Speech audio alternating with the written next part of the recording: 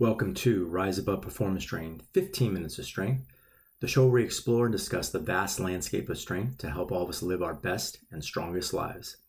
I'm your host, Doug Fiorinelli, and this is Episode 2, What to Look For in a Youth Training Program.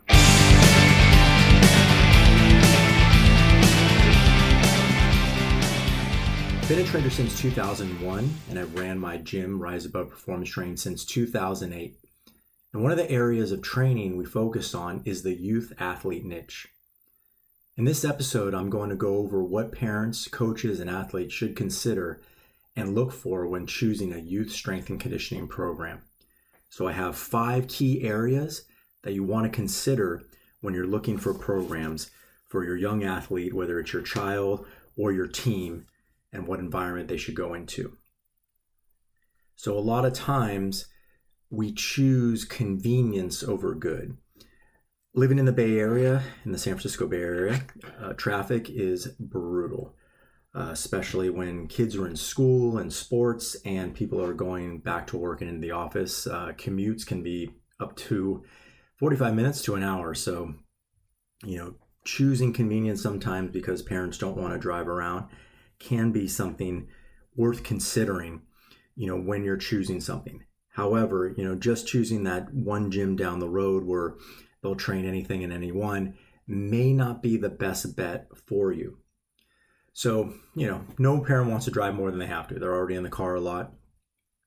And we do like to live a convenient life, that fits get as much as we can in without sacrificing things to do things that we don't want to do, the mundane, driving too much or waiting in lines, things like that.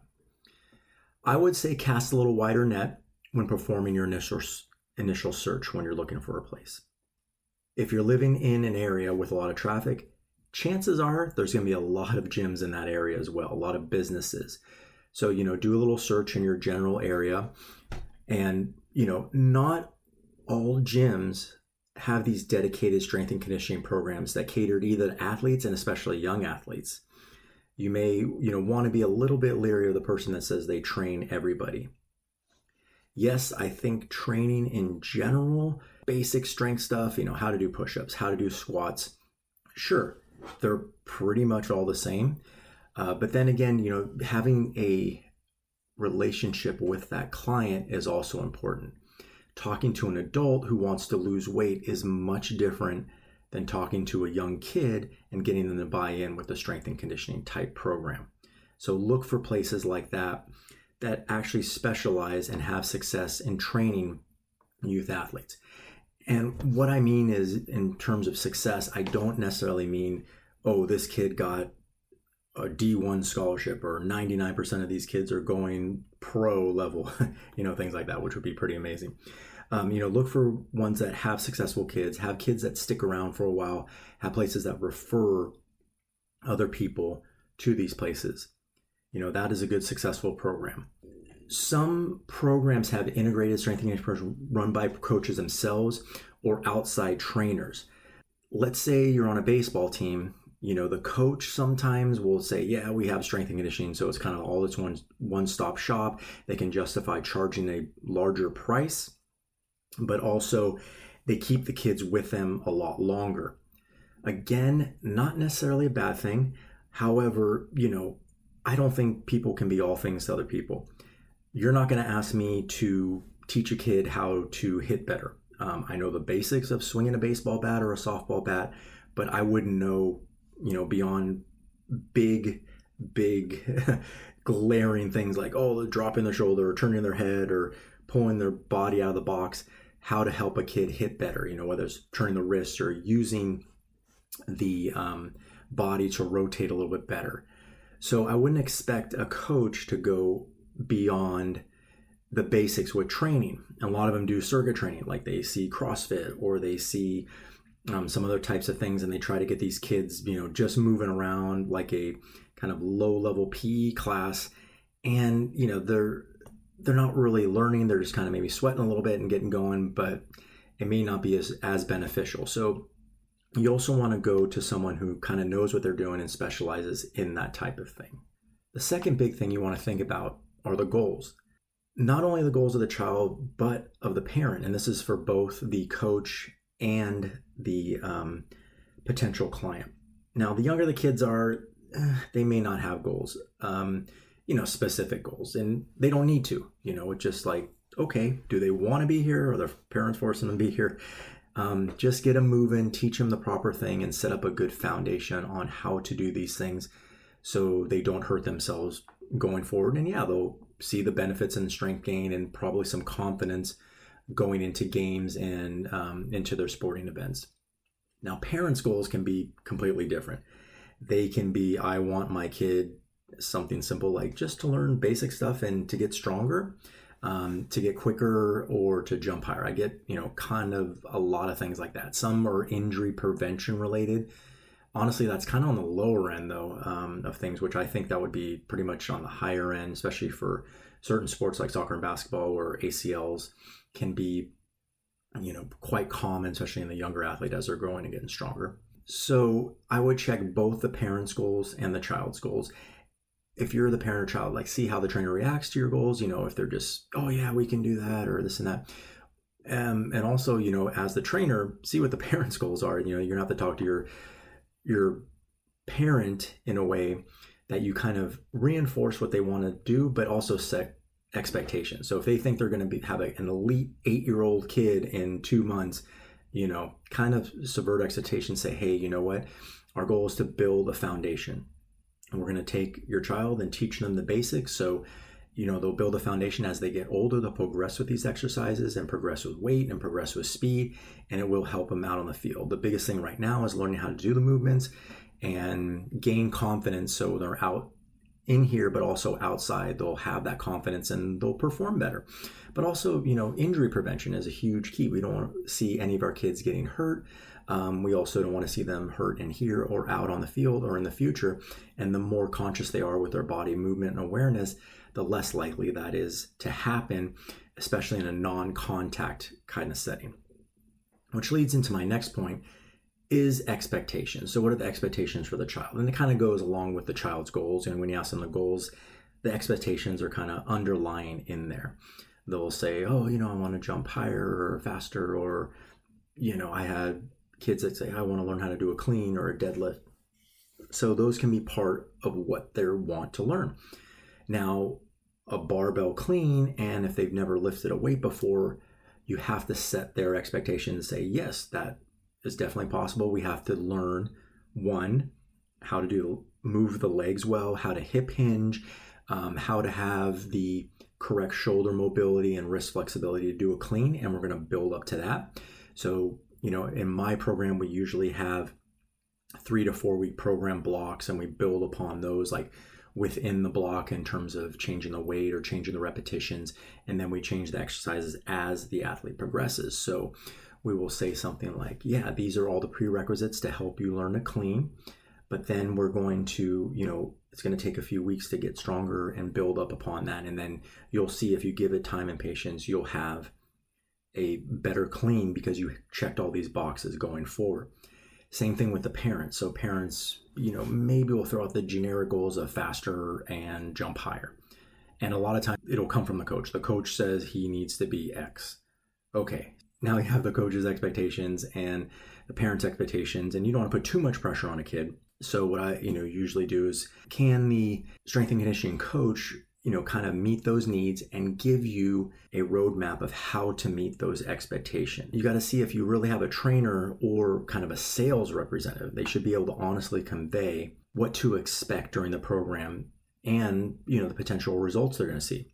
At my gym, some places do and some places don't. I do a free assessment for all athletes, and people say, oh, I don't give anything away for free. But personally, it's for me to see how the athlete moves. So that way, if they want to stick around, I know exactly what to put in their program and how they're going to move. Also, if they have injuries and things, I get to know these things ahead of time and see, if I'm dealing with something like an ankle injury, like, is this going to cause a problem with their squat or their deadlift or even their jumping ability down the road? So I know. But it's also for the athlete and the parents to kind of give an idea of what we do at the gym, so that way they know what they're getting into, and they know, with no skin off their back if that is the right place for them to be as well. I want everyone to be in the right spot and want to be comfortable. That is the number one goal, starting out.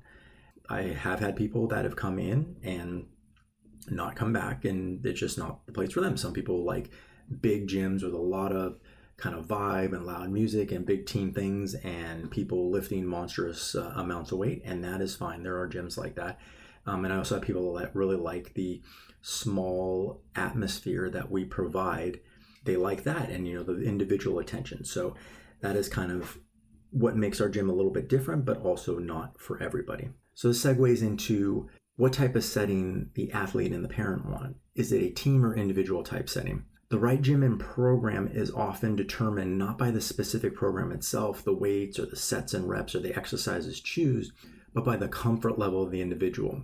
So the more comfortable the parent and the individual are with the setting that they're in, the more they're going to put into that program and the more they'll get out of it. Training is a constant state of feedback, not only for the person doing the training, but the coach and the parent. The feedback comes from the movement, but also the emotional response to the movements as well. Some people like more personal attention. Some people like a smaller field so they can focus on themselves rather than worrying about what another athlete is doing. And some people want more people around to kind of feed off the energy and the vibe and to see other people doing things and be like, yeah, I got to do it that way, or that's what I want to do. And some people, do okay in these big groups and are able to excel in these big groups, and whether they're in a constant competitive mindset or the small group where they need to kind of go inward and really take their time. So I think the competitive ones are the ones that excel quickly and catch on to things quickly, and the internally competitive people want to take a step back and really dig deeper cognitively into these kind of exercises and really build up and learn how to do things well.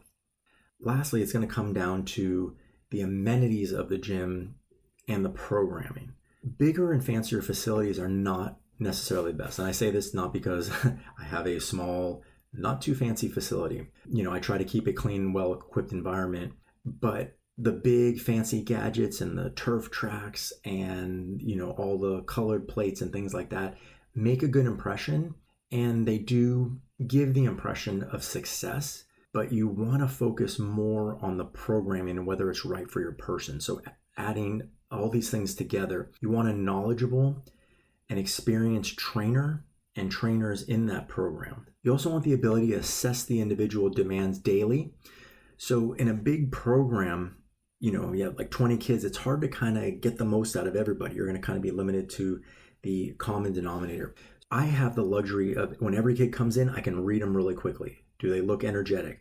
Do they look tired? Do they look like something bad happened at school? Do they look injured when they walk? And I can adjust the program, kind of pry a little bit out of them and change the program based on what we need to do today to be successful. Those are important things too that you may not get at a big facility with a lot going on, and that might be important for the parent and the athlete. There's also proper progression of the program. So a lot of places will give individual programs, or they give a big group program and change it all the time. Is that important to you? I think personally it is, especially with people with injuries or prior histories. It's very important to progress. Or if you're having an event that has a specific date, like a triathlon or something like that, that you want to count backwards to and really kind of fine tune the programming, or a competition, something like that, that is very important. And I just think, instilling confidence is the number one priority at any facility. And yes, it can come from those big mega facilities with a lot of fancy equipment. And confidence can be there, like, hey, I train at X Globo Gym. This is the place where I'm at, and I'm confident and I'm strong, versus the other place where you can constantly give feedback between the trainer and the individual and say, hey, Johnny, Susie, you guys did a great job. You increased this, you did that, and you did a great job today. And tomorrow or the next day, we're going to come back and focus on this exercise, and we're going to try to bring it here. So maybe more individualized confidence. But either way, you want to find those places that will bring the confidence to the kid and give them success down the road. So there are the 5 things I think are important when searching for a youth training program. I want to thank you all for joining me today. If you found the information valuable, and if you like the content and want to hear more, please consider subscribing to this podcast. Also, check out the Rise Above Performance Training YouTube channel. I have videos, not only of the podcast, but also, exercise tutorials and other things on there. Check out riseabovestrength.com and sign up for the monthly newsletter where I kind of distribute this content to you guys. All the show notes will be in the information down below. And thanks for joining me. And until next time, remember, all the strength you need is created on the inside and reinforced on the outside. Take care, everyone, and we'll see you next time.